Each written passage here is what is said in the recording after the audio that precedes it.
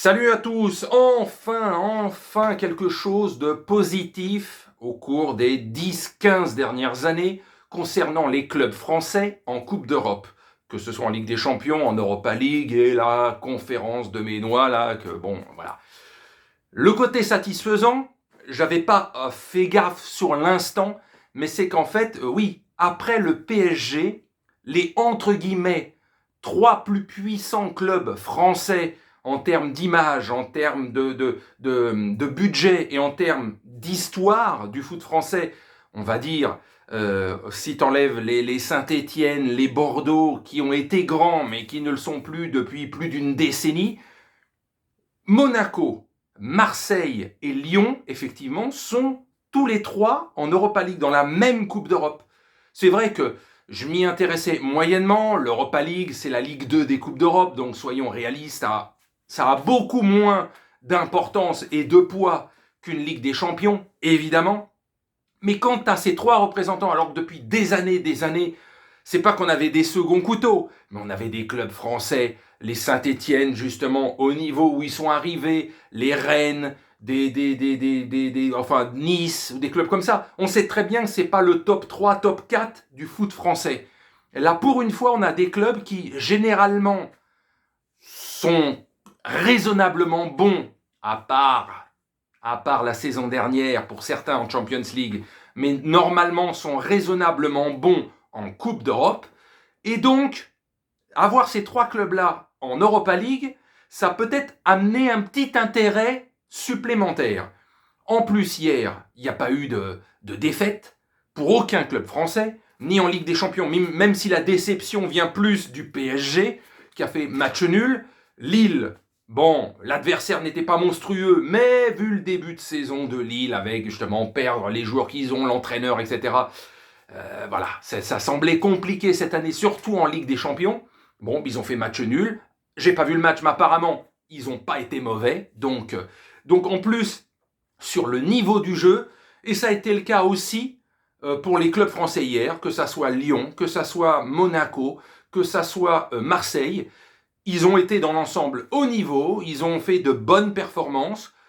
Le match nul de l'OM, de ce que j'ai surtout vu la seconde mi-temps, euh, c'était pas vraiment mérité. Hein. L'OM, faut admettre, cette saison, ils ont une bien meilleure équipe que ces 2-3 dernières années, où on s'emmerdait ferme à les regarder, et ils ont fait de la merde en Ligue des Champions, tout simplement, donc ils ont été ridicules.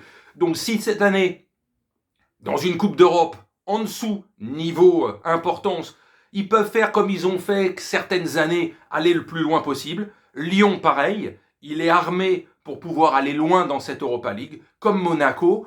Monaco, je ne comprends pas le niveau qu'ils avaient la saison dernière, alors qu'ils ont quasiment rien touché, ni l'entraîneur, ni les joueurs. Ils ont même légèrement amélioré.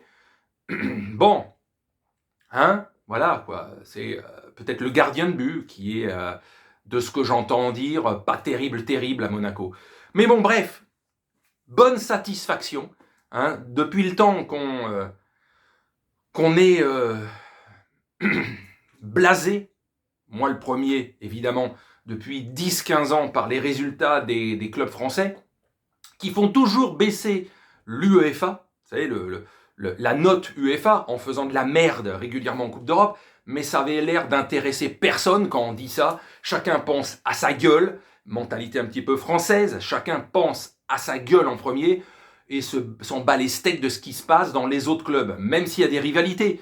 Mais l'importance de la note UEFA, l'Angleterre, l'Espagne, l'Allemagne, les autres nations font ce qu'ils doivent faire pour qu'à chaque fois, les clubs représentant leur pays aillent au moins en huitième de finale des différentes Coupes d'Europe, voire plus loin, pour être toujours très bien notés par l'UEFA. Mais bon, en France, on a tellement de grands palmarès qu'on peut se permettre de s'en foutre de la Coupe d'Europe. Et ça a duré pendant des années et des années. Je vous dis, depuis 10-15 ans, c'était juste ridicule, à part un ou deux clubs sur les 5, voire 6 qui sont en Coupe d'Europe, qui étaient moins ridicules et qui faisaient le taf. Mais c'était toujours un ou deux sur les 5-6, quoi.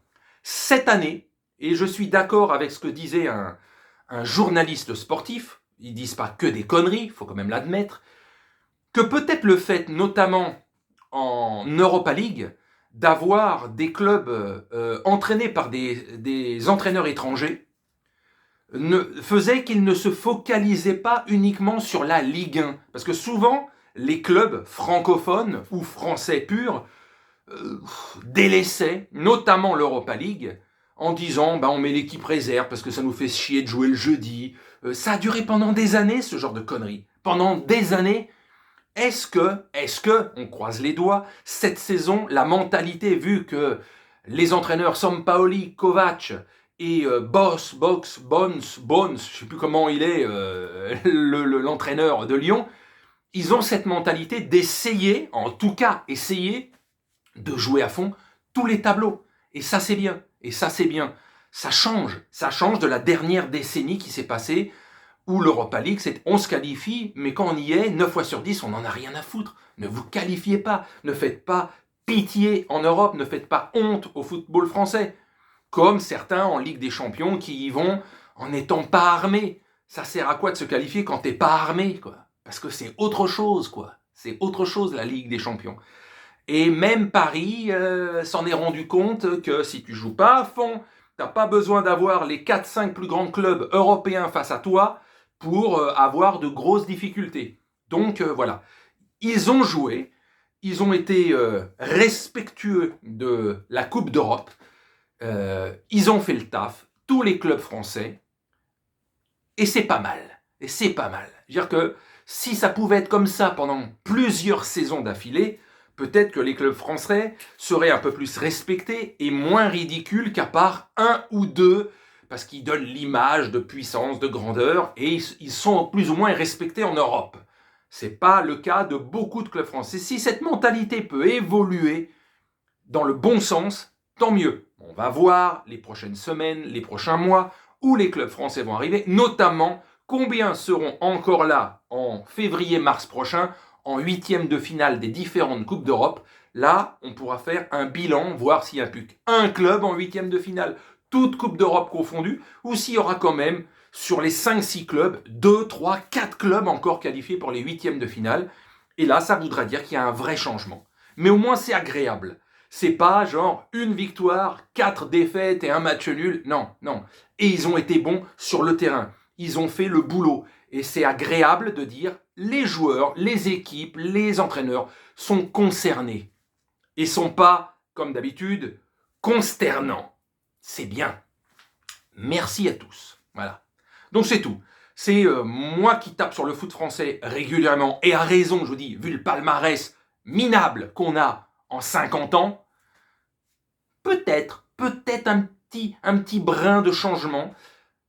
On va voir si ça se confirme dans les prochains mois, et notamment février-mars, où là, quand ça sera les matchs aller, matchs retour, les éliminatoires directs, on va voir combien de clubs français seront encore là. S'il y en a sur les 5-6 encore au moins 3-4, il y aura un vrai changement. Sinon, on dira, c'était juste une embellie, puis ça s'est cassé la gueule, vite fait, mental et au niveau sportif. Mais on va bien voir, il faut s'accrocher, on va voir. Allez, sur ce, bonne journée.